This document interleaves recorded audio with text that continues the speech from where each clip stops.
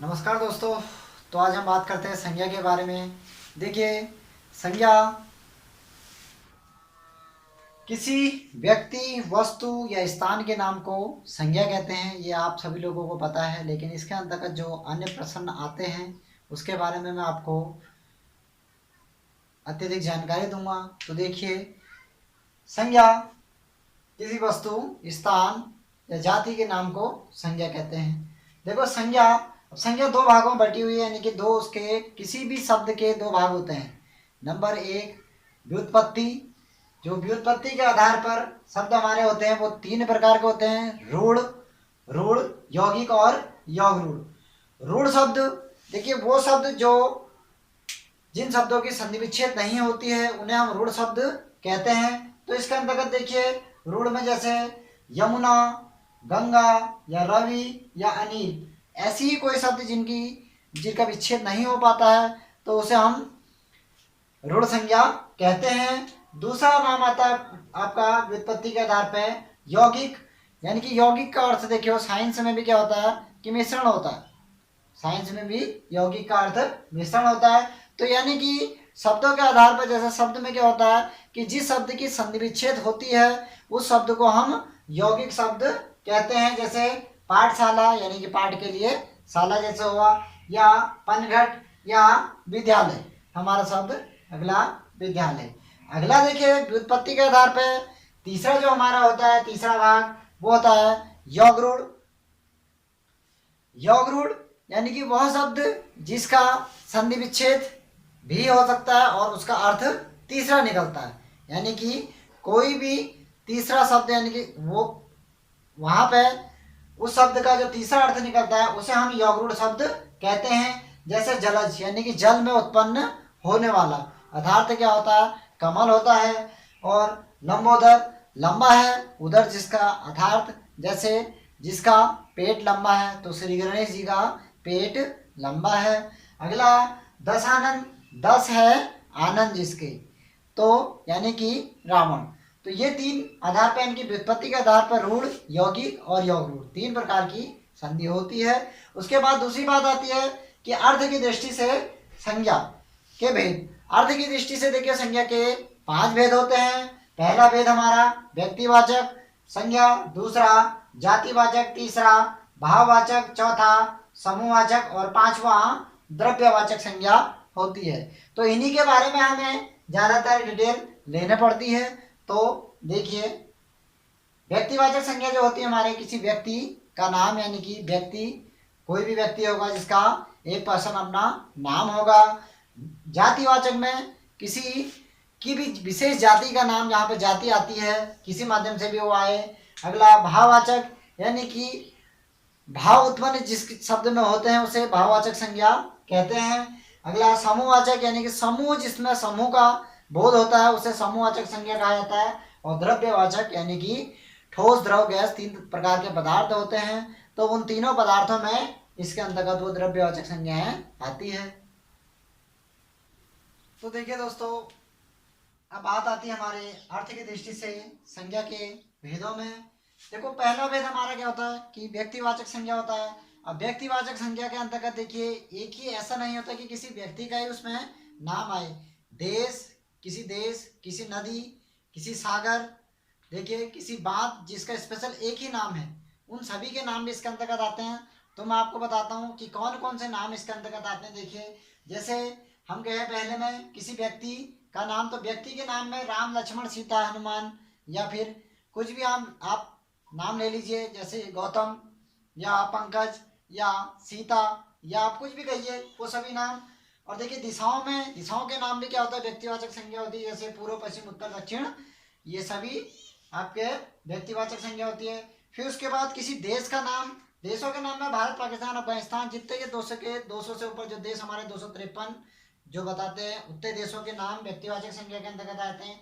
फिर जो जिस कंट्री में रहता है, यानी कि जो जिस देश में रहता है उस देश के वासियों के नाम, जैसे हम कहते हैं कि अमेरिकन, कोई व्यक्ति आता है अमेरिका तो अमेरिकन है कहते हैं, या फिर भारतीय या पाकिस्तानी या अफगानिस्तानी, ऐसे शब्द भी देखिए व्यक्तिवाचक संज्ञा आती है। और जैसे मैंने सागरों का नाम में जैसे लाल सागर, काला सागर, प्रशांत महासागर, अटलांटिक महासागर, कोई भी सागरों के नाम विशेषतर किसी एक नाम पे पड़े हैं तो वो भी व्यक्तिवाचक संज्ञा होती है। अगला, किसी, देखिए, यानी कि नदी या नाले जो होते हैं, नदी नालों के जो स्पेशल एक नाम होता है वो, यानी कि एक उसका नाम होता है, जैसे गंगा, यमुना, जमुना, ब्रह्मपुत्र, नील, ठीक है, कोई सी भी नदियां, अमेजन, कोई भी नदियां कर दो तो नदियों के नाम भी व्यक्तिवाचक संज्ञा होती है।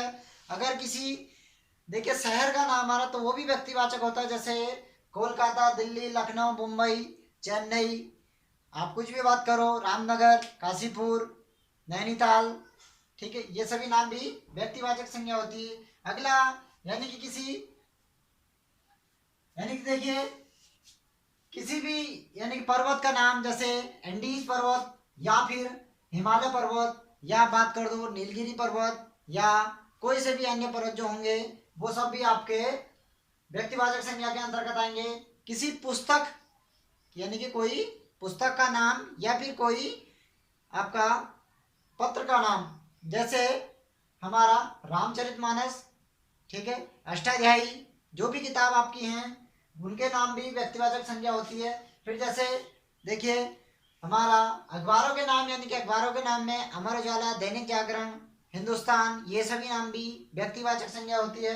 अगला, यानी कि कोई विशेष, जैसे कोई लड़ाई है उसका अगर नाम है, जैसे पानीपत का युद्ध, प्लासी का युद्ध, या बक्सर का युद्ध, या फिर कोई विद्रोह जैसे सिपाही विद्रोह, ठीक है। अगला, वारों के नाम, जैसे सोमवार, मंगलवार, बुधवार, बृहस्पतिवार, ये सभी व्यक्तिवाचक संज्ञाएं होती है। या फिर कोई हमारे त्योहारों के नाम, होली, दीपावली, रमजान या ईद, कुछ भी कह दो, ये सभी नाम जितने आपके हैं ये सब व्यक्तिवाचक संज्ञा के अंतर्गत आते हैं। ठीक है दोस्तों, तो अब बात करते हैं हम दूसरी, यानी कि दूसरी जो अर्थ की दृष्टि से दूसरा भेद जो होता है हमारा जातिवाचक संज्ञा का। तो जातिवाचक संज्ञा के बारे में हम बात करते हैं। देखिए, जाति का अर्थ होता है, यानी कि हम किसी विशेष व्यक्ति का नाम ना लेते, उसकी पूरी जाति का नाम आगे से रख देते हैं, तो वही जातिवाचक कहलाता है।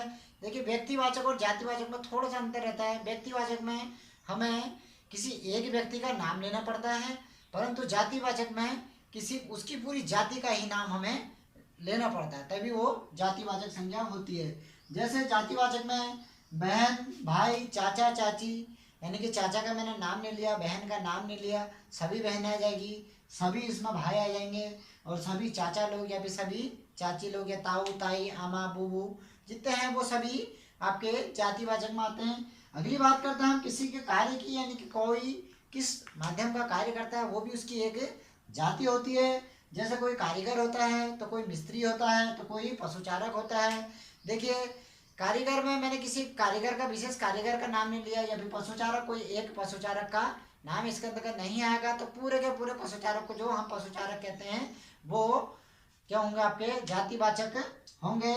या कोई प्रोफेसर होता है, तो कोई डॉक्टर होता है, तो कोई फौजी होता है, यानी कि पूरा उनके गुट को जो कहते हैं हम जातिवाचक नाम से पुकारते हैं। या देखिए, जैसे कोई जानवर है, तो जैसे घोड़ा, बकरी, गाय या भैंस या बैल, कुछ भी कह दो तो वो भी एक जातिवाचक संज्ञा होती है, क्योंकि मैं विशेष एक बैल का जो मैंने नाम रखा होता है वो नहीं रखे रहता हूँ। बैल का अर्थ मतलब सभी बैले हो जाते हैं, घोड़ा का अर्थ सभी घोड़े, कुत्ते का अर्थ सभी कुत्ते, बिल्ली का अर्थ सभी बिल्लियाँ, तो सभी के लिए नाम प्रयोग कर रहा हूँ, तो इसीलिए ये जातिवाचक होता है। या फिर कोई मकान है, या कुर्सी है, या फिर घड़ी या पुस्तक, देखिए ये भी आपके मकान, यानी कि सभी प्रकार के मकान, चाहे छोटा बड़ा कुछ भी हो, चाहे होटल का बड़ा मकान हो या किसी हॉस्पिटल का हो, उसे भी मैं हम मकान ही कहेंगे, तो एक ही जाति में उनका हम नाम ले लेते हैं। या कुर्सी हो, कुर्सी का एक विशेष नाम नहीं होता, देखो कुर्सी में सभी कुर्सियाँ आती है। या घड़ी हो, तो घड़ी में सभी छोटी बड़ी घड़ियाँ आती है, तो इसीलिए जातिवाचक है। या पुस्तक, पुस्तक एक प्रकार की नहीं होती, देखिए पुस्तक कई प्रकार की होती है, तो ये भी आपका जातिवाचक होता है। या कोई तूफान, या बिजली, या भूकंप। तूफान के देखिए वर्तमान की दृष्टि के अनुसार अगर हम देखें, अगर कोई एक तूफान आता तो उसका कुछ नाम रख दिया जाता है, जैसे बीच में एक हुदहुद करके आया था, तो वो जातिवाचक नहीं होगा, क्योंकि उसका नाम स्पेशली रख चुके हैं हम कि हुदहुद। या फिर कोई अन्य तूफान जैसे टाइफून आता है चीन में, या अन्य कोई भी हो, देखिए वो भी यानी कि एक विशेष नाम लेंगे तो उसको हम जातिवाचक नहीं कहेंगे। और अगर खाली तूफान बोल दिया तो तूफान आपका जातिवाचक है, या बिजली बोल दिया तो बिजली जातिवाचक। देखिए दोस्तों, अब हम बात करते हैं भाववाचक संज्ञाओं की। तो भाववाचक संज्ञा जिस संज्ञा शब्द में जिस संज्ञा शब्द से व्यक्ति या वस्तु के गुण या धर्म या दशा के बारे में हमें कुछ भी ज्ञान उत्पन्न होता है, कुछ भी शब्द यानी कि मिलता है उससे, तो उसे हम आपका भाववाचक संज्ञा कहते हैं। और भाववाचक संज्ञाएं देखे होती नहीं है, ये प्रत्यय लगाकर बनाई जाती है या फिर प्रत्यय लगाकर बनी होती है। तो देखिए हम बात करते हैं किसी भी शब्द की, तो शब्द यहाँ पे संज्ञा हो गया। देखिए संज्ञा, फिर उसके बाद सर्वनाम, विशेषण, क्रिया या फिर अव्यय, 5 प्रकार के पद होते हैं। देखिए इन्हीं में प्रत्यय लगाकर हम भाववाचक संज्ञाओं को बनाते हैं। जैसे हमारा बुढ़ापा शब्द होता है, या लड़कपन, या दासत्व, या फिर पंडिताई, ये देखिए संज्ञा होती है। तो संज्ञा में मैंने बुढ़ापा, बुढ़ धन आपा, यानी कि बुढ़ धन आपा, तो तभी जाके मेरा क्या बना, प्रत्यय लगाकर ये बुढ़ापा बना। तो ये संज्ञा से बना हमारा, संज्ञा से बना शब्द भाववाचक होता है। अगला देखिए गर्मी हो गया, सर्दी हो गया, मिठास हो गया, या कठोरता हो गया, ये विशेषण से बने प्रयुक्त शब्द जो भाववाचक संज्ञाएं होती है, यानी कि प्रत्यय लगाकर वो शब्द होते हैं। अगला सर्वनाम में देखिए जैसे अपनापन, ममत्व, निजत्व, गुरुत्व, देखिए ये भी शब्द भाववाचक संज्ञा होती है, यानी कि शब्द आपका सर्वनाम होता है, उसमें प्रत्यय लगा दिया जाता है। देखिए कोई भी तो वाले शब्द यानी कि जिसके अंत में तो आता है वो हमेशा भाववाचक संज्ञा होती है। अगला देखिए घबराहट, सजावट, दौड़, चढ़ाई, ये क्रिया के जो क्रिया में हम प्रत्यय लगाकर जोड़ते हैं वो शब्द होते हैं, जिसमें जो आपका भाववाचक संज्ञा के अंतर्गत आते हैं। अगली बात आती है हमारे, देखिए अव्यय में प्रत्यय लगाकर, यानी कि अव्यय जैसे दूर, एक अव्यय होता है दूर, पास, नजदीक, या कुछ भी आप कह दो, ठीक है। तो इसमें जो प्रत्यय लगाकर शब्द बने होते हैं वो भी आपके भाववाचक संज्ञा होती है, जैसे दूरी, शाबाशी, वाहवाही, या फिर सामीप्य आदि, ये सभी शब्द भाववाचक संज्ञा के अंतर्गत आते हैं। देखिए जो तीसरी हमारी यानी कि चौथी हमारी जो बात आती है वो आती है समूहवाचक संज्ञा के अंतर्गत। समूहवाचक संज्ञा में देखिए क्या होता है कि जिस संज्ञा से वस्तु अथवा व्यक्ति के समूह का बोध होता है उसे समूहवाचक संज्ञा कहते हैं। जिस संज्ञा से वस्तु अथवा व्यक्ति के समूह का बोध होता है उसे समूहवाचक संज्ञा कहते हैं। अब समूहवाचक संज्ञा के अंतर्गत भी देखिए 2 भाग इसके बटे होते हैं। पहला भाग होता है यानी कि किसी व्यक्ति का समूह, यानी कि व्यक्ति जिससे समूह बना रहा हो। तो देखिए सभा अगर होती है तो उसमें व्यक्तियों का समूह बैठता है, दल अगर कहीं पे भी है तो उसमें भी व्यक्तियों का समूह बैठता है, तो ये भी समूहवाचक है। फौजी अगर है यानी कि फौज वाले लोग जो दल बना के रहते हैं, टुकड़ी बना के, फौजी जिन्हें कहते हैं पूरा, वो भी आपका। और उसके बाद टीम, ठीक, टीम इसके अंतर्गत देखिए फौजी शब्द नहीं आएगा, दल आ गया, यानी कि या टुकड़ी आ जाएगा, फौजी के स्थान पर टुकड़ी शब्द आ जाएगा। देखिए ये शब्द यानी कि सभा, दल, टुकड़ी या टीम, जिसमें क्या हो रहा है कि एक से अधिक व्यक्तियों का एकत्रित होना हमें दिख रहा है शब्द में, तो वो आपका समूहवाचक संज्ञा का भेद होते हैं। अगला वस्तुओं का समूह, यानी कि भाई जैसे व्यक्तियों का समूह होगा वैसे किसी वस्तुओं का समूह भी होगा। तो वस्तुओं के समूह का अंतर्गत देखिए जैसे गुच्छा या फिर कुंज या मंडल, ये शब्द भी क्या होते हैं आपके समूहवाचक संज्ञा, यानी कि एक से अधिक, इसमें एक से अधिक लोग रहते हैं तो तभी जाके ये समूहवाचक संज्ञा के अंतर्गत आते हैं। देखिए दोस्तों अब बात करते हैं हम द्रव्यवाचक संज्ञा, यानी कि 5वें नंबर पे अर्थ के दृष्टि से 5वें नंबर की संज्ञा की। तो इसमें क्या होता है, जिस संज्ञा से नाप तोल या फिर नाप तोल वाली वस्तुओं का हमें वस्तुओं का बोध होता है उसे क्या कहता है, आपका द्रव्यवाचक संज्ञा कहते हैं। द्रव्यवाचक संज्ञा 3 प्रकार की होती है, ठोस, द्रव और गैस, यानी कि 3 तरह के हमारे द्रव पदार्थ होते हैं। तो ठोस के अंतर्गत देखिए आपका लोहा, चांदी, टीन, प्लास्टिक या सोना या पत्थर, कुछ भी आप कह दो जो आपका ठोस होता है वो द्रव्यवाचक संज्ञा का ठोस रूप यानी कि ये होता है। फिर उसके बाद द्रव, द्रव का अर्थ होता है यानी कि पानी, तरलीय पदार्थ जिसे कहते हैं वो शब्द भी, जैसे पानी, तेल, पेट्रोल, डीजल, आपके जो अन्य भी है, ठीक है, मिट्टी का तेल या फिर अन्य कोई सा भी तेल हो, लाई तेल या आपका अन्य तेलों के नाम जितने भी हैं वो द्रव के अंतर्गत आते हैं। फिर अगली बात आती है गैस की। गैस में जैसे oxygen, carbon dioxide gas, nitrogen, ठीक है, सल्फर डाइऑक्साइड गैस या मिथाइल आइसोसाइनाइड गैस। देखिए ये जो गैसें होती है वो भी आपका द्रव्यवाचक संज्ञाओं के अंतर्गत आती है। तो बात यानी कि यह है, यानी कि किसी ठोस का नाम और किसी द्रव पदार्थ का नाम और किसी गैसीय पदार्थ के नाम, ये हमारे द्रव्यवाचक संज्ञा के अंतर्गत आते हैं। ये दोस्तों अब बात करते हैं हम यहाँ पे, यानी कि जो कुछ अपवादित क्वेश्चन होते हैं उनके बारे में। देखिए पहला टॉपिक क्या होता है आपका कि जातिवाचक संज्ञाओं का प्रयोग व्यक्तिवाचक में। कुछ कुछ शब्द ऐसे होते हैं, कुछ कुछ स्थान ऐसे होते हैं या फिर कुछ व्यक्तियों के नाम ऐसे होते हैं जो हमें होते तो वो जातिवाचक है लेकिन उन्हें व्यक्तिवाचक में हमें आंसर उत्तर मिलता है। जैसे पूरी, यानी कि पूरी का अर्थ यानी कि रोटी का एक छोटा रूप पूरी होता है, परंतु पूरी नाम से हर कोई जगन्नाथ पूरी कहता है, तो ये आपका जातिवाचक पूरी है हालांकि, लेकिन जातिवाचक का प्रयोग यहाँ पे व्यक्तिवाचक के तौर पर कर दिया जाता है जगन्नाथ पुरी के नाम से।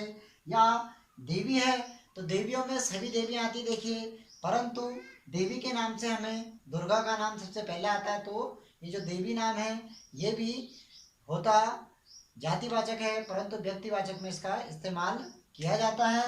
अगला नाम संवत होता है, जैसे आपका कोई सा भी संवत चलता है, विक्रमी संवत या फिर शक संवत जैसे बात करते हैं, तो संवत के नाम से सबसे पहले सभी के नाम पे देखिए संवत पे विक्रम संवत आता है जो 58 ईस्वी पूर्व में हुआ था, तो उसी संवत के बारे में, यानी कि संवत भी आपका व्यक्तिवाचक ही होता है।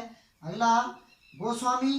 देखिए गोस्वामी एक जाति होती है हालांकि, लेकिन गोस्वामी के नाम से हमेशा हमें गोस्वामी तुलसीदास का नाम आता है, तो इसीलिए गोस्वामी भी आपका व्यक्तिवाचक संज्ञाएं होती है, यानी कि पूरी, देवी, संवत और गोस्वामी ये व्यक्तिवाचक संज्ञाएं होती है, जातिवाचक न होगी।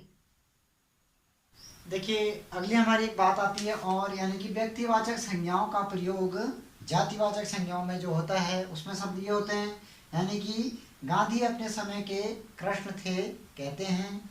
अगला तुम कलयुग के भीम हो, यानी कि भीम की संज्ञा जाति से कही गई है। या यशोदा हमारे घर की लक्ष्मी है, तो यशोदा की तुलना लक्ष्मी से की गई, यानी कि लक्ष्मी एक जाति है। तो कभी कभी व्यक्तिवाचकों का प्रयोग भी जातिवाचक में कर देते, जैसे महात्मा गांधी व्यक्ति है या कलयुग एक व्यक्ति है या यशोदा एक व्यक्ति है, तो उनकी तुलना कृष्ण, भीम या फिर लक्ष्मी से कर दी जा रही है। तो यहाँ पर व्यक्तिवाचक संज्ञाओं का प्रयोग आपका जातिवाचक के अंतर्गत हो जाता है।